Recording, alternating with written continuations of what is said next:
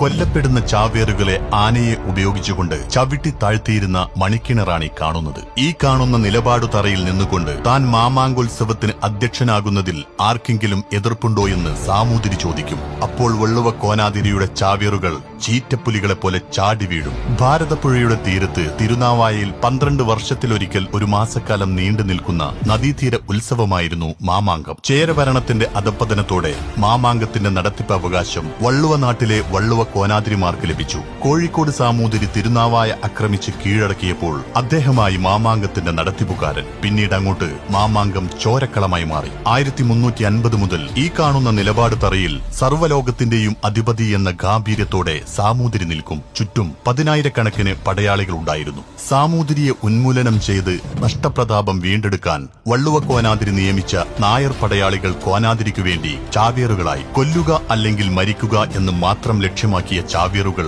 നിലപാട് തറയിൽ എത്തുമുമ്പേ തലയറ്റ് വീഴുകയായിരുന്നു പതിവ്. 1755 അവസാന മാമാങ്കം വരെ വള്ളുവ കോനാതിരി ചാവേറുകളെ അയച്ചുകൊണ്ടേയിരുന്നു. 400 വർഷങ്ങളോളം ഒരു മാമാങ്കത്തിലും ചാവേറുകളാൽ ഒരു സാമൂതിരിയും വധിക്കപ്പെട്ടിട്ടില്ല. 10,000 സൈനികർ വരെ സാമൂതിരിയെ സംരക്ഷിക്കാൻ സജ്ജരായി നിൽക്കാറുണ്ടെന്ന് ചരിത്രം പറയുന്നു.